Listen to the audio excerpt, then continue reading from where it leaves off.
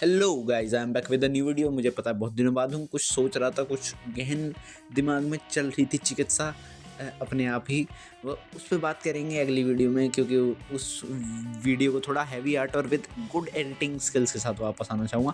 अभी हम बात करते हैं एक मूवी के बारे में जो कि मैंने देखी और जिसने मेरा माइंड जो ये थॉट प्रोवोकिंग सेंस होती है उसको जगाया। नाम बता दूंगा सिर्फ उस एक्टर का, तो तुम्हें समझ आ जाएगा कि किस लेवल की मूवी है। तो अगर तुमने उपेंद्र कभी भी नाम सुना है, यूआई करके एक मूवी बीच में लोगों ने बहुत देखी और थिएटर्स में जाके उन्हें पता चला कि यूआई के अंदर चल रही है।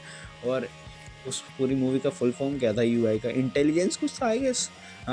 तो वो अपने आप में बहुत कॉम्प्लिकेटेड लगी लोगों को, क्योंकि शुरुआत के फ्रेम्स में ही उसमें कह दिया था कि if you are watching this movie then you are idiot और समथिंग। और उसके बाद लोग सोचे थे कि बेइज्जती कर रहा है, पर वहाँ वो दिया था कि क्यों कह रहा है ऐसे सब चीज़ें।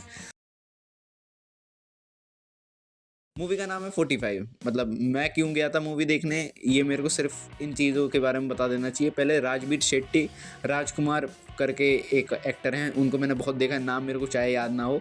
अगर तुमने उनकी बजरंगी करके मूवी देखी है तो वो यूट्यूब रिएक्शन पर बहुत चली है और मैंने बहुत बार देखी है यूट्यूब। अब तो शायद से बजरंगी 2 भी आई है, वो मेरे को इतना पता नहीं, पर बजरंगी 1 इज़ द कल्ट। अगर तुम कन्नड़ा में जाके कुछ देखना चाहते हो तो वो एक दो चीज़ें होती हैं ना जो हैं। और कन्नड़ा के सबसे ग्रेटेस्ट कह सकते हैं, क्योंकि उपेंद्र जब भी नाम लिया जाता है तो सोचो IMDb की टॉप 5 स्क्रीन प्ले लिखने में सबसे ऊपर आते हैं, क्योंकि भाई जो लिखते हैं वो लोगों को समझने में 2 बार लग जाती है कि 2 बार मूवी देखेंगे तब समझ आएगा। तो हाँ, तो मेरी मोटिवेशन क्या थी मूवी देखने जाने की, क्योंकि 45 मतलब नाम बहुत ज़्यादा चली ही नहीं है और लोगों ने देखी भी नहीं है। तो मैं बताता हूँ मेरी मोटिवेशन क्या थी। राजवीर शेट्टी, उसके बाद आते हैं प्रिंस, जो मैंने तुम्हें नाम बताया, जैसे कम मानोगे, पर उपेंद्र।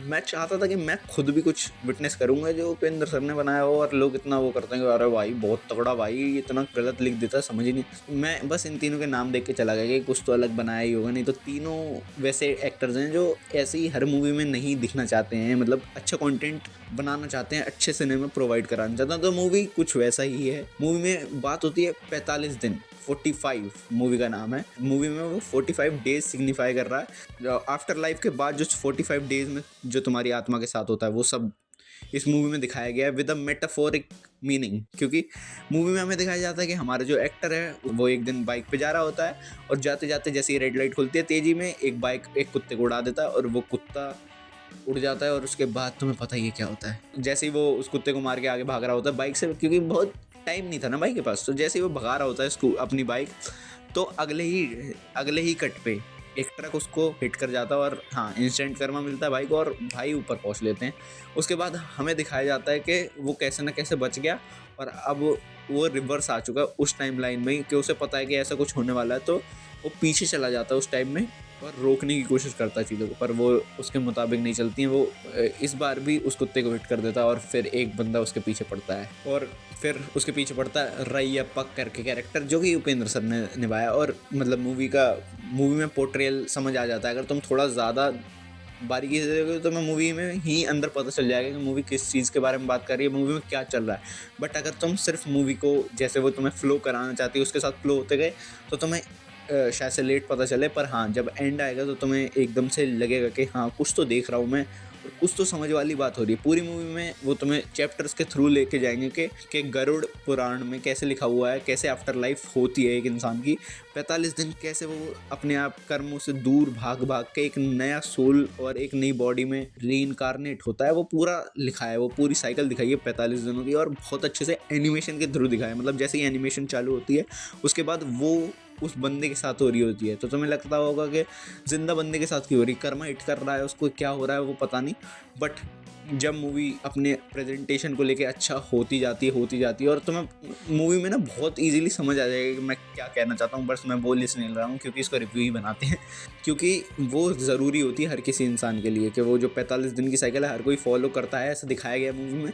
और मूवी में जब वो प्रेजेंटेशन होता है, नए नए कैरेक्टर्स इंट्रोड्यूस होते हैं। एक तो जो लीड कैरेक्टर में से, तीनों लीड कैरेक्टर में से एक है, वो तो होते ही इंटरवल के आसपास कभी इंट्रोड्यूस है। तो तुम्हें मूवी का टोन समझ आ जाता है कि वो हीरो वर्शिप नहीं कर रहे हैं, वो अपने कंटेंट को लेकर रिलाई कर रहे हैं और जो उन्हें लगता है कि हाँ भाई ये होना चाहिए वो चीज़ें हैं इस मूवी में। और जैसे कि पूरी मूवी रेफरेंस के थ्रू खेलती है, मेटाफोरिकली जाती है, माइथोलॉजी को अपने अंदर इंडल्ज करती है, तो इन तीनों चीज़ों का जो मैशअप बना है वो बहुत अच्छा है, क्योंकि हर पार्ट को वो एनिमेशन के थ्रू पहले समझा देते हैं, फिर उसका इम्प्लीमेंटेशन दिखाते हैं तुम्हें रियल लाइफ में किसी बंदे के ऊपर, और फिर वो लास्ट में जाके डॉट्स कनेक्ट होती हैं, और फिर आखिर में जब एक फाइनल सीन आता है जब वो सब मिल के, वो तीनों मिल के बातें कर रहे होते हैं, तब समझ आता है कि क्यों हुआ, और फिर दी एंड। हाँ, ऐसी मूवी है। तो हाँ, एक तरीके से तुम्हारे को तुमसे मिलाने वाली मूवी है। मतलब 45 डेज़ अगर तुम्हें थोड़े भी इंटरेस्टिंग लग रहे हैं कि तुम्हारी मौत के बाद क्या हुआ तुम्हारे साथ, तो वो 45 डेज़ जानने के लिए विद सम सॉर्ट ऑफ मसाला, तो तुम्हें देखनी चाहिए मूवी। मेरे को अच्छी लगी और मेरे को थॉट प्रोवोकिंग लगी मूवी, इसलिए मैं रिकमेंड करने आया। नहीं तो मैं सोच रहा था कि कुछ और देखूं, पर हाँ मूवी अच्छी थी। और मैं चाहूँगा कि तुम बस मेरे कहने पे बस इन 3 एक्टर्स के लिए देख लो, तुम्हें अच्छा सिनेमा देखने को मिलेगा। बस इसी वादे के साथ मैं आया। तो हाँ, मिलता हूँ अगली वीडियो में। तब तक के लिए स्वस्थ रहना, मस्त रहना, बुरी न्यूज़ से दुरुस्त रहना, आते रहना अल्फा वर्ड पे। तब तक के लिए टाटा, बाय बाय।